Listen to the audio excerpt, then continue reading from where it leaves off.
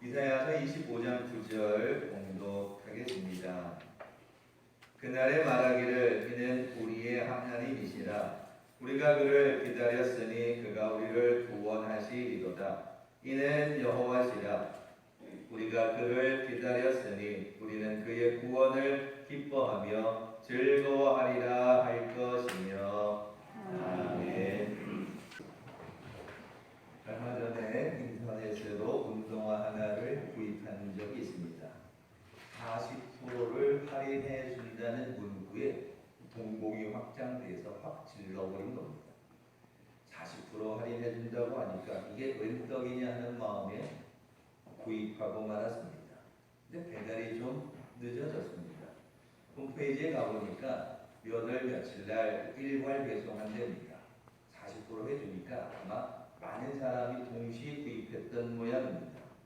며칠 후에 카카오톡으로 송장 번호가 왔습니다. 기다리면 올 텐데 빨리 배송이 되지 않자 홈페이지 1:1 창구란에 들어가서 왜 늦어지냐고 제가 글을 좀 남겼습니다. 답장 오기를 죄송합니다. 금방 배달될 겁니다 라고 했습니다. 다음날 송장 번호를 검사해 보니 군포 지역에 아직 도착하지 않았답니다. 그 다음날 또 송장 번호를 조회했더니 군포 지역에 이제 도착했다라고 표시되었습니다. 최종적으로는 열흘이 넘게 걸려서 배송이 되었습니다. 설교 준비하면서 이런 생각을 해보았습니다. 송장 번호가 있으니까 또 구입한 자료가 있으니까 언젠가 기다리면 배송이 될 텐데 요즘 우리는 이 주문을 하면 그 다음날 새벽 배송되는 로켓 배송에 너무 익숙해 있다 보니까 기다림을 가지지 못하더라는 겁니다. 주문하자마자 바로 배송되어야 한다는 강박관념에 저 역시도 기다림을 온전히 가지지 못했던 것 같습니다. 우리는 하루하루 살아가는 동안에 참 많은 것을 기다리며 살아갑니다. 어떤 이가 말하기를 우리 인생은 기다림이다. 또 어떤 이는 말하기를 인생은 기다림의 박물관이다라고 표현을 했습니다.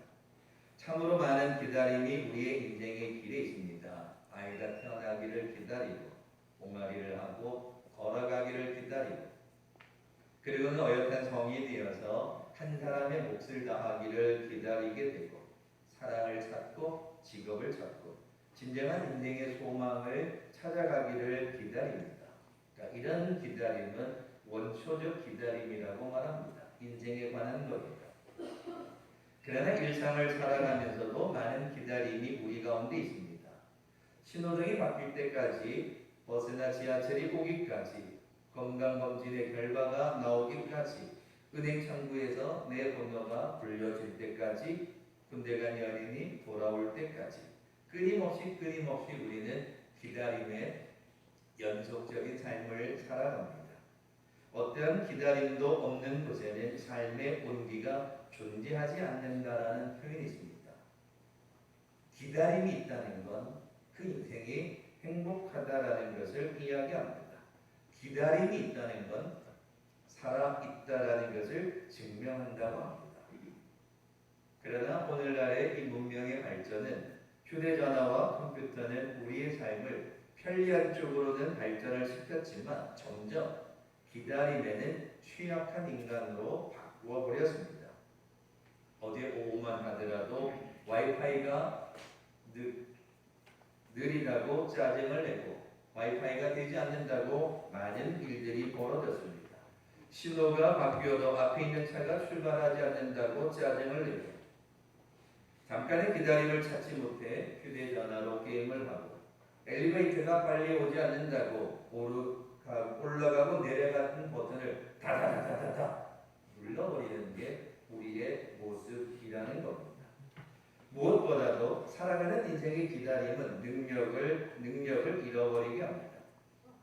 최단 시간 안에 무엇인가 결과물을 내야 되니까 스펙이 중요하고 효율성을 일하는 잣대로 따지다 보니 인생의 여유의 기다림을 잃어버린 시대를 우리는 살아가고 있습니다. 사람들은 영화나 드라마를 보면서 전개가 조금만 느려져도, 소설 속에서 사건이 조금만 느려져도 채널을 돌려버리거나 책을 덮어버립니다. 기다리기, 인생을 풍성하게 만들어줌에도 불구하고 기다리지 못합니다. 얼마 전 인터넷으로 세미나를 참여하던 중에 오늘 우리 사회는 인터넷에 많은 동영상이 올라가는데 대부분이 10분 전후라고 합니다. 좀 더 길어지면 사람들이 보지 않는 데입니다. 그래서 인터넷에서 올라오는 동영상들은 짧은 거는 1분짜리, 좀 긴 건 10분 전후 됩니다. 그래서 교회들마다 설교 동영상을 올렸는데 20분을 넘어가면 그 설교 동영상 처음부터 끝까지 보는 사람이 없답니다. 그냥 넘겨버린다는 거죠. 왜? 10분이라는 영상에 익숙해져 있기 때문에 긴 거는 지루하게 여겨진다는 겁니다. 기다림의 시간은 낭비의 시간이 아닙니다. 모든 것이 순식간에 빠른 시간에 이루어지기를 우리는 바라고 있습니다. 조금이라도 기다리지 못하고 불평하며 원망할 때가 얼마나 많은가 모릅니다. 말씀을 준비하면서 곰곰이 묵상해 보았더니 신앙도 기다림의 연속입니다. 우리는 기도합니다. 응답을 기다리고 있습니다. 우리는 또한 하나님의 사랑의 손길을 기다리고 있으며 힘들고 지칠 때 위로하시는 하나님의 은혜를 기다리고 있습니다. 아브라함은 갈대아 우르를 떠난 이후에 하나님의 약속이 이루어지기를 기다리고 있었습니다. 광야를 가는 이스라엘 백성들에게는 젖과 꿀이 흐르는 그 땅을 기다리며 광야길을 걸어갑니다. 가나안 땅에 들어간 이스라엘 백성들은 그 가나안 땅을 언젠가는 점령하겠지라고 기다리며 하루하루 살아갑니다. 나라를 잃어버렸을 적에는 다시 성전에서 하나님을 만나기를 기다리고 있었고, 로마의 압제 속에서 고난 속에 있었던 이스라엘 백성들은 메시아가 와서 이 로마의 고난으로부터 이겨내게 되리라 기다리고 있었습니다. 그리고는 땅 끝까지 이르러 복음이 증거되기를 우리는 기다리고 있습니다. 지금은 코로나 바이러스가 빨리 끝나기를 우리 모두가 기다리고 있고, 예수님이 이 땅에 다시 오기를 우리는 기다리고 있습니다. 이처럼 신앙은 기다림을이라고 정의할 수 있습니다. 동남아에서 우리나라 관광객들을 맞이할 때마다 자주 듣게 되는 단어가 있습니다. 빨리입니다. 어떤 이유에서 그렇게 되었는지 모르지만 동남아에서 우리나라 사람만 보면 그저 외치는 단어가 빨리입니다. 아마도 짧은 시간 안에 많은 것을 관광하고 이것저것을 다녀야 하기 때문에 식당에 들어가기만 하면 음식이 차려져 있어야 하고, 차려진 음식을 전투적으로 먹기 시작하고, 먹자마자 숟가락을 놓고 또다시 버스를 타고 또 옮겨가야 하니까 무조건 빨리. 그래서 동남아에서는 한국 사람만 보면 그저 빨리를 외치기 시작하는 겁니다. 이처럼 우리의 인생도 기다림을 잃어버리고 그저 우리의 신앙조차도 빨리 일어나기를 원하고 있습니다. 그런데 오늘 저는 이 아침 좀 더 깊이 묵상하고자 하는 것은 무엇인가를 기다리는 것 중에 확실하고 좋은 것을 기다리는 기다림은 행복하다고 말할 수 있습니다. 예를 들어 맛집이라고 알려진 곳에 가게 되었습니다. 많은 사람들이 줄을 서서 기다립니다. 나는 맛집이라고 소개해서 가는데 동행하는 사람이 너무 많아서 기다린다고 투덜대기 시작합니다. 조금 힘들긴 하지만 많은 사람들이 기다리는 것을 보면서 맛집인가 보다 조금 참고 기다리려고 합니다. 순서가 되어서 식당 하나 들어갑니다. 식탁에 앉아서 음식을 주문하고 기다립니다. 그런데 옆 테이블에서 식사하는 사람을 보니까 정말 맛있게 식사하는 것을 보게 됩니다. 그러면서 기대하죠. 조금 있으면 내가 앉은 식탁에도 저렇게 맛있는 음식이 차려지겠구나라고 생각합니다. 맛있게 차려질 음식을 생각하고 입맛을 다시면서 기다립니다. 그럴 때의 기다림은 행복합니다. 조금만 더 기다리면 주문한 음식이 나오게 되면 나도 맛있는 음식을 먹게 된다는 그 행복함 속에 기다릴 수가 있습니다. 기다림이 행복한 시간이 되고 기다림의 시간을 이길 수 있는 건 기다린 그 다음의 시간을 상상하기 때문입니다. 어떤 것으로? 행복한 것으로. 기다리고 기다린 다음에 찾아오는 그 행복함을 확실히 알게 되면 오랜 시간 기다려도 힘들지가 않습니다. 반대로 기다림이 힘이 들 때가 있습니다. 그건 불확실할 때입니다. 병원에 가서 종합검사를 받았습니다. 일주일 뒤에 검사 결과를 받으러 갑니다. 그런데 그 일주일 기다리는 시간이 그렇게 힘들 수가 없습니다. 혹시나 결과가 좋지 않으면 어떻게 하나는 걱정이 있습니다. 아직 결과가 나오지 않았는데도 기다리는 그 시간이 너무 힘이 듭니다. 내가 아프면 식구들은 어떻게 되나? 내가 아프면 우리 식구들은 누가 챙겨주나? 이런저런 생각으로 일주일이 기다리는 그 시간 너무 힘이 듭니다. 왜? 결과가 불확실하기 때문입니다. 어떤 결과가 나올지 모르기 때문에 불확실해서 죽을 지경입니다. 기다리는데 정확한 것을 기다리면 그 기다림은 행복이라고 합니다. 그러나 불확실한 걸 기다리면 고통이라고 할 수 있습니다. 오늘 본문에서도 그렇게 이야기합니다. 9절 말씀에 그날에 말하기를 이는 우리의 하나님이시라 우리가 그를 기다렸으니 그가 우리를 구원하시리로다.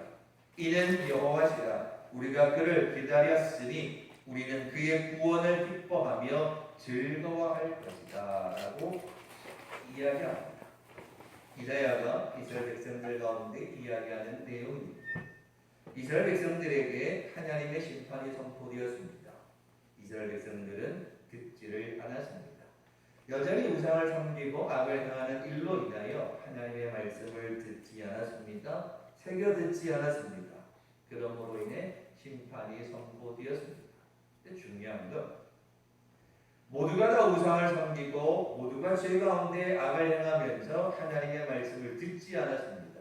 그러는 중에 그 죄악된 곳에서도 믿음 가운데 살아가는 사람들이 있었습니다. 선지자의 선포를 듣고 하나님의 말씀을 듣고 우상을 버리고 악을 떠나 하나님의 말씀을 지키며 살아가는 사람들이 있었습니다. 26장에서는 그 가운데 심지가 변고한 사람들도 있었다라고 이야기합니다. 위기 속에서 환난 속에서 흔들리지 않고 하나님에 대한 믿음으로 뿌리를 두고 견고히 서 있는 사람들이 있었습니다. 모든 사람들이 우상을 섬기는 세상에서 하나님을 믿는 사람, 모두가 악을 행하는 세상에서 말씀을 지키며 기다리는 사람들이 있었다는 겁니다. 그들에게 하는 이야기가 모두가 우상을 섬기고 모두가 악을 행하고 모두가 죄 가운데 살아가는데 그럼에도 불구하고 그 환경 속에서 하나님의 말씀을 붙잡고 기다렸더니 하나님을 믿는 믿음을 가지고 기다렸더니 하나님께서 찾아오셔서 하시는 말씀이 그를 기다렸더니 그는 우리의 구원이시라. 우리가 하나님을 기다렸더니 그는 우리를 기뻐하시며 즐거워하게 할 거다라고 선지자는 이야기합니다.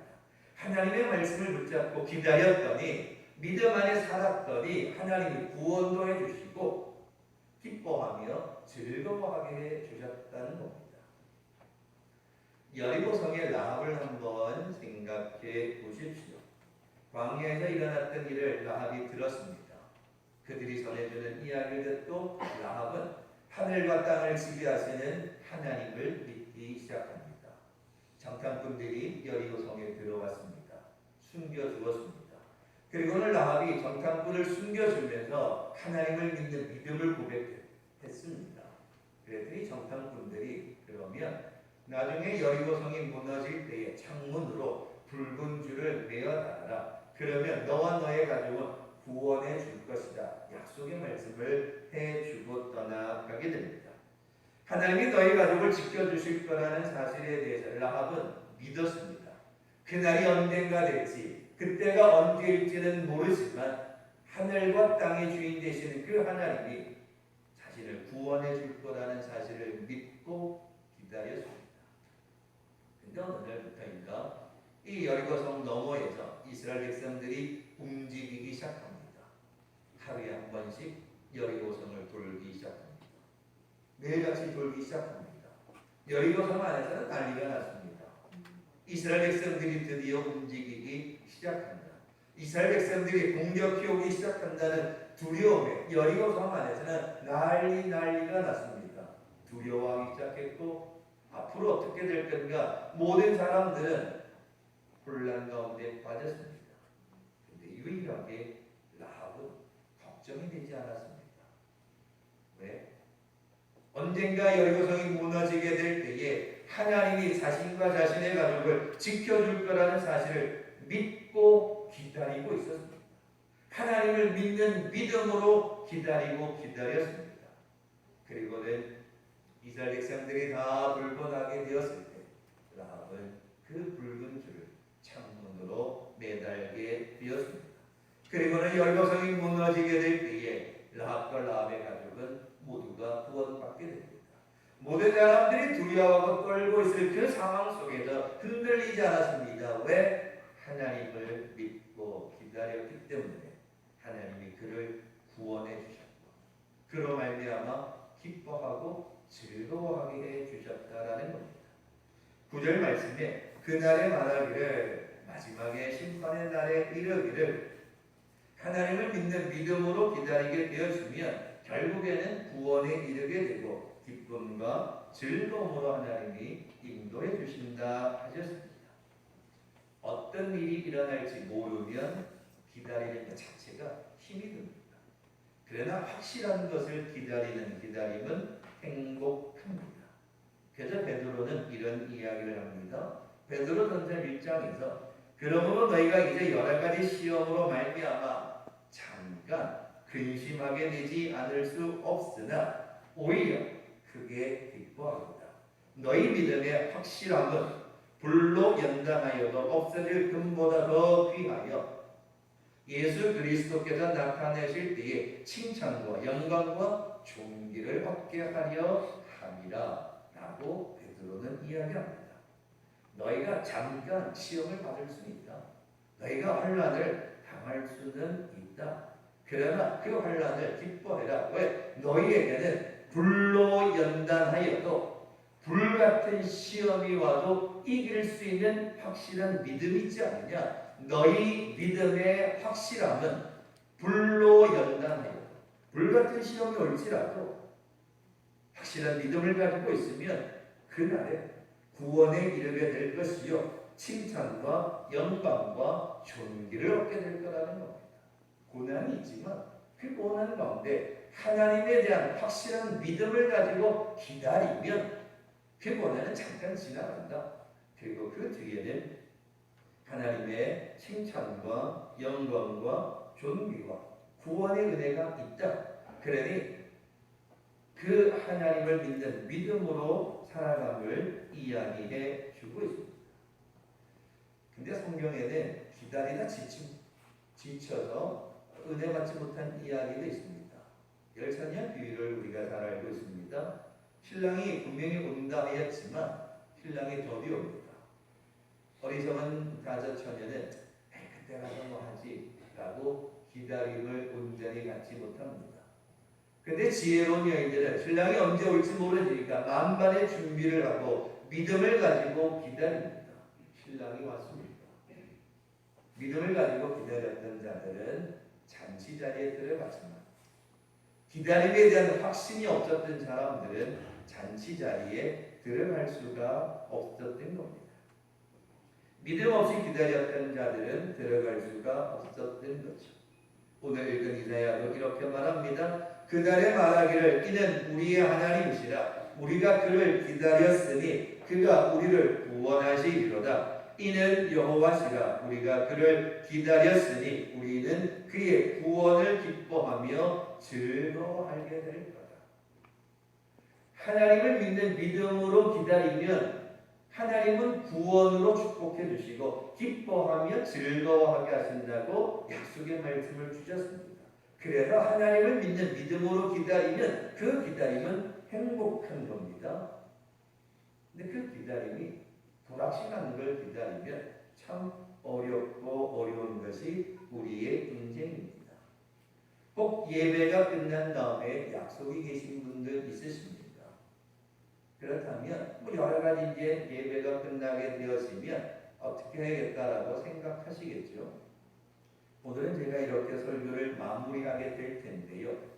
혹시나 설교가 끝날 때쯤 됐는데 제가 3,000% 빠져서 분명히 셋째까지 했으면 이제 끝을 내야 되는데 끝나겠거니 했는데 넷째, 끝나겠거니 했는데 다섯째. 그러면 아유 그 다음부터는 이게 설교 내용이 들어오지 않습니다. 예배 다음에 있을 그 다음을 생각하기 때문입니다. 제가 오늘 아까 말씀드렸듯이 이 설교가 길다고 중요한 것도 아니고 짧다고 또 아닌 것, 짧다고 해서 은혜가 되는 것도 아닌데 성도들은 짧을수록 은혜라고 합니다. 그래서 제가 다른 날보다는 이제 말씀을 끝낼 겁니다. 말씀을 마칠 겁니다. 얼굴이 활짝 펴지시는데요. 그래라도 은혜 받으면 된 겁니다.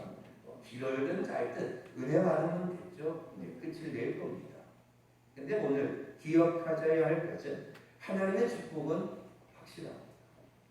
하나님을 믿고 기다리면 하나님의 은혜는 틀림이 없습니다.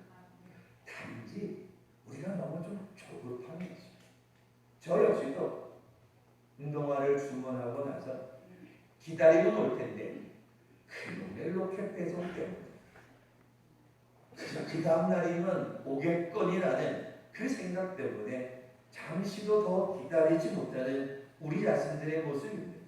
하나님은 시건치 않는다 하셨습니다.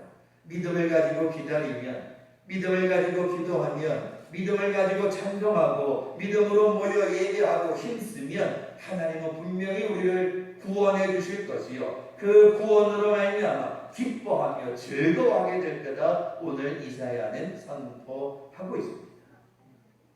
때로 좀 힘이 드시더라도 인내하고 기다리십시오. 예레미야가 3장 26절에 이르기를 사람이 여호와의 구원을 바라고 잠잠히 기다림이 좋도다. 하나님은 분명히 우리를 축복하실 겁니다. 그게 불확실하다 그러면 설교할 이유는 없습니다. 분명한 사실은 하나님의 축복은 확실합니다. 근데 그걸 우리가 믿고 기다려야 되고 믿고 예배하고 찬송하는 겁니다. 그럴 때 그 믿음의 삶이 날마다 행복하고 날마다 기뻐하게 되는 겁니다. 그런데 그 기다림이 불확실하면 알 수 없으니까 기도하면 뭐하나? 예배드리면 뭐하지? 교회 가서 1시간 예배하면 뭐가 되나? 뭔가 불확실하면 예배의 소중함을 깨어있어 기도해야 함을 알지 못하니까 신앙이 흔들리게 됩니다.